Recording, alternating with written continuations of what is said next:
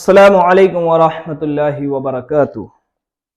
الحمدللہ کہ اللہ رب العزت کے فضل و کرم سے رمضان المبارک ہم سب کو عطا ہوئے، اور اس رمضان کے اندر ایک بہت ہی اہم عبادت ہے جسے ہم روزہ کہتے ہیں۔ روزے کا مقصد سمجھنے کی کوشش آج ہم کریں گے۔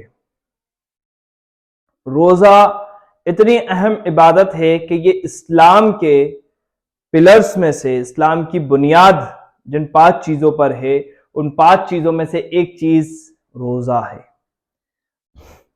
اگر میرے ادھر چھت ڈلی ہے اور یہ 5 پلرز پہ کھڑی ہے اور کوئی بھی ایک پلر لوز ہوتا ہے تو وہ چھت کمزور ہوتی ہے، اور اسلام کی بھی جو بنیاد ہے، جو پلرز ہیں، وہ اس میں سے ایک چیز روزہ ہے۔ تو روزہ ہمارے لیے بہت ہی اہم عبادت ہے، اور اس کے بارے میں ہم سمجھنے کی کوشش کریں گے کہ یہ ہم پر فرض کیا گیا، اور قرآن پاک کے اندر اس کی ایک حکمت یہ بھی ہے کہ بہت ساری جو حکم ہیں اللہ رب العزت کے، نماز ہیں، زکوٰۃ ہے، اس کے مختلف جگہوں پر، الگ الگ جگہوں پر آپ کو اس کے حکم ملیں گے، آرڈر ملیں گے، لیکن جو روزہ ہے صوم، اس کا جو حکم ہے وہ ایک ہی رکوع میں ساری اس کی حکمتیں اور مسئلے مسائل وہ سارے ادھر ہی بیان کر دیے گئے ہیں سورہ بقرہ کے رکوع میں، آیت نمبر 183 سے، ٹھیک ہے۔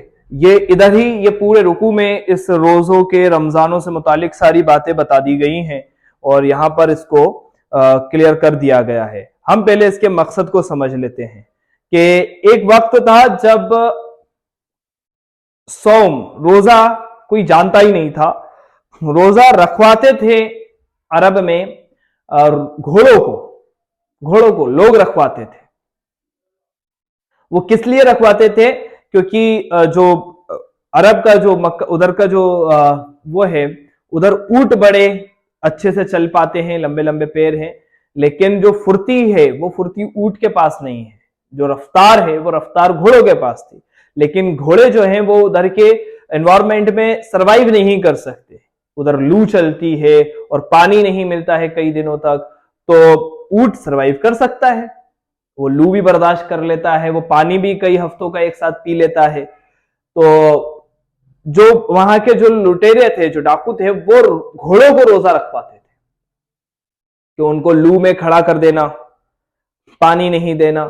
وہ روزہ اس لیے رکھواتے تھے تاکہ یہ ٹرین ہو جائیں، وہ ٹریننگ کے طور پہ ان کو روزہ رکھواتے تھے کہ یہ ٹرین ہو جائیں، لو جھیلنے لگیں، ایسا نہیں ہو کہ جنگ کے دوران یہ پھیل جائیں۔ رفتار کے لیے چاہیے انہیں گھوڑے تھے۔ بعد میں حالانکہ بنی اسرائیل میں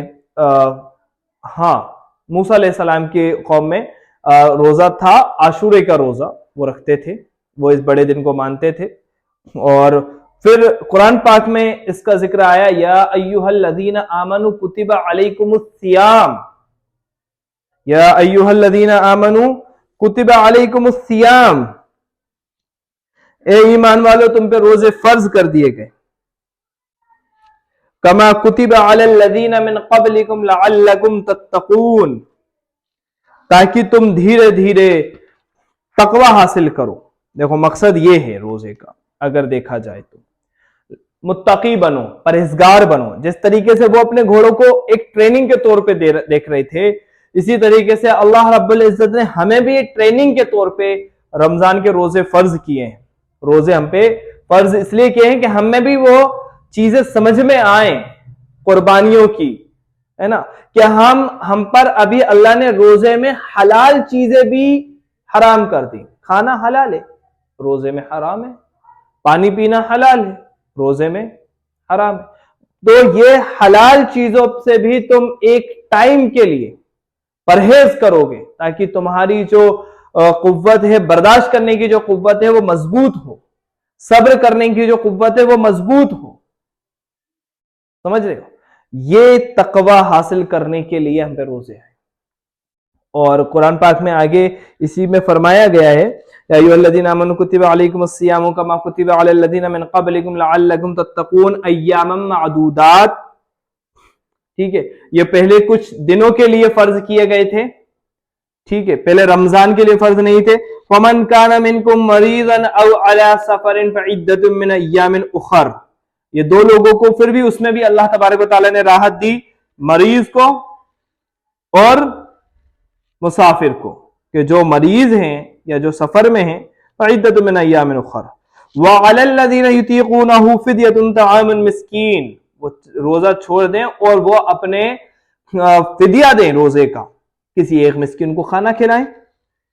فَمَن تَطَوَّعَ خَيْرًا فَهُوَ خَيْرٌ لَهُ وَأَن تَصُومُوا خَيْرٌ لَكُمْ. کہ اور خیر میں کیا ہے، ایک اگر تم قوت رکھتے ہو تو ایک سے زیادہ کو کھلا سکتے ہو، کم از کم ایک. وَأَن تَصُومُوا خَيْرٌ لَكُمْ إِن كُنتُمْ تَعْلَمُونَ. شَهْرُ رَمَضَانَ الَّذِي أُنزِلَ فِيهِ الْقُرْآنُ. کہ اور یہ شہر، یہ مہینہ رمضان کا جو مہینہ ہے، اس کے اندر ہم نے قرآن کو نازل کیا، جس میں اترا ہے قرآن، ہدی للناس، اور ہدایت کے لیے، انسانوں کی ہدایت کے لیے، وبینات من الہدی والفرقان، اور یہ بدل کے رکھ دینے والی چیز. فمن شہد منکم الشہر فلیصم ومن کان مریضا او علی سفر فعدۃ من ایام اخر یرید اللہ بکم اليسر ولا یرید بکم العسر ولتکملوا العدۃ ولتکبروا اللہ علی ما ہداکم ولعلکم تشکرون. اور ایک آخری آیت پڑھوں گا، وَإِذَا سَأَلَكَ عِبَادِي عَنِّي فَإِنِّي قَرِيبٌ. یہ اوپر یہ جو آیت ریپیٹ کی گئی ہے نا، یہ ایک بار ہم پہلے پڑھ چکے تھے، مَرِيضًا أَوْ عَلَىٰ سَفَرٍ فَعِدَّةٌ مِّنْ أَيَّامٍ أُخَرَ. یہ دوبارہ آئی ہے، يُرِيدُ اللَّهُ بِكُمُ الْيُسْرَ وَلِيُرِيدُ بِكُمُ الْعُسْرَ وَلِتُكْمِلُوا الْعِدَّةَ وَلِتُكَبِّرُوا اللَّهَ عَلَىٰ مَا هَدَاكُمْ وَلَعَلَّكُمْ تَشْكُرُونَ. وَإِذَا سَأَلَكَ عِبَادِي عَنِّي فَإِنِّي قَرِيبٌ. اللہ تمہارے بہت قریب ہیں. اور نبی، جو لوگ میرے سے تقوی بنا رہے ہیں، جو اس چیز کو عمل کر رہے ہیں، ان سے بولیے کہ میں ان کے بہت قریب ہوں. اللہ اکبر. اور یہ اوپر جو آیت ریپیٹ کی گئی تھی مریض والی اور سفر والی، یہ ان لوگوں کے لیے ہے جو شدید بیماری میں بھی روزہ رکھنے کی ضد کرتے ہیں یا روزہ رکھتے ہیں. تو یہ غلط ہے. جب آپ کو اجازت ملی ہے، آپ مریض ہیں یا آپ کٹھن سفر میں ہیں، تو آپ روزہ چھوڑیں کیونکہ آپ کو اجازت ملی ہے. اللہ کی دی ہوئی راحت، اجازت کا بھی فائدہ نہ لینا، اور یہ بھی نعمت کفر ہے، کہ اللہ کی دی ہوئی نعمت کا کفر ہے. علماء کے نزدیک بتایا گیا ہے، اور یہ حقیقت بات ہے کہ جب آپ کو اجازت دی ہے، ہم دیکھتے ہیں کہ لوگ اپنے آپ کو، اللہ نے اوپر فرمایا ہے اسی آیت میں کہ ہم تم پہ سختی نہیں کرنا چاہتے، ہم تمہارے لیے آسانی کرنا چاہتے. تو کیوں اپنے اوپر تم اتنی مشکلات ظاہر کر رہے ہو کہ 105 بخار میں بھی روزہ رکھ رہے ہو؟ ایسا نہ کرو. ایک بار حضور کے زمانے میں کہیں جانا تھا، کہیں سفر میں تھا، تو وہاں کچھ لوگوں نے روزہ رکھ لیا، اور جب وہاں پہنچے تو وہاں خیمے لگنا تھے، لیکن خیمے جہاں پہنچے، وہاں پہنچنے کے بعد وہ ایک دم بحال ہو گئے اور سو گئے. دوسرے لوگوں نے ان لوگوں کے خیمے لگائے.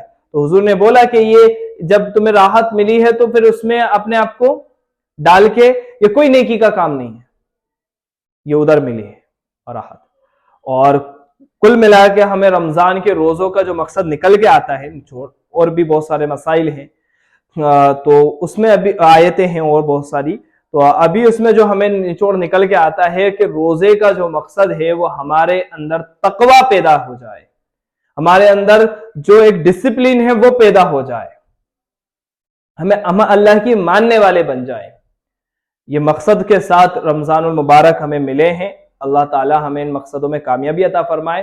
اور بہت ساری چیزیں جو ہم اگر غلط کر بھی رہے تھے پہلے سے، تو ایسا نہیں کہیں کہ یار میں تو ایسے ہی کرتا ہوں یا میرا تو چھوٹتا ہی نہیں ہے. یہ آپ بدلنے کی کوشش کریں، اللہ سے ہدایت مانگیں. اور رمضان المبارک کو ایک ایسا ٹرننگ پوائنٹ ہوتا ہے سب کی لائف میں کہ وہ رمضان المبارک میں بہت ساری چیزیں چاہے تو بدل سکتا ہے. ایک ایسا واقعہ میرے پچھلے سال میری آنکھوں کے سامنے کا ہے کہ ایک صاحب جو ہیں وہ شراب کے بہت عادی تھے، شرابی جسے ہم کہہ لیں، وہ بہت عادی اس شراب کے، بہت ہی کمزور تھے کہ شراب کے آگے وہ جھکی جاتے تھے، شراب چھوڑ ہی نہیں پاتے تھے. لیکن ان کی ایک یہ بہت اچھی عادت تھی کہ وہ رمضان المبارک کے اندر شراب نہیں پیتے تھے. اور جو ان کی وائف تھیں وہ بس یہی دعا کرتی تھی کہ اللہ آپ کا دیا ہوا سب کچھ ہے، اور وہ مجھ سے بھی کہتی تھی کہ بھائی بس دعا کرو کہ آپ کی بہن کو یہ اللہ عطا کر دیں کہ ان کی یہ شراب والی عادت چھوٹ جائے. تو میں ان سے یہ کہتا تھا کہ اللہ کرے آپ کا جلدی سے یہ دعا قبول ہو اور وہ پھر میں جب رمضانوں میں ان کے ادھر پڑھانے جاتا تھا تو وہ بہت خوشی خوشی بتاتی تھی کہ بھائی رمضانوں میں بالکل ہاتھ نہیں لگاتے، رمضانوں میں اتنا سکون رہتا ہے، اتنا مزہ آتا ہے۔ میں ان سے یہی بولتا تھا کہ انشاءاللہ اللہ نے چاہا تو جو حالات ابھی رمضان میں ہیں ایسے ہی حالات اللہ پورے سال کے کر دیں گے انشاءاللہ۔ اور پچھلے رمضانوں سے یہ رمضان آ گئے، انہوں نے پورے سال شراب کو ہاتھ نہیں لگایا، سبحان اللہ۔ تو اپنے آپ کو بدلنے کی کوشش کریں، جو غلطیاں ہیں، جو کمیاں ہیں۔ اللہ رب العزت بڑے مہربان ہیں اس مہینے میں، اللہ ہم تمام کو ہدایت پہ چلائے، صراط المستقیم پہ چلائے۔ ٹھیک ہے انشاءاللہ، پھر اگلی ویڈیو میں ملتے ہیں انشاءاللہ۔ اللہ حافظ۔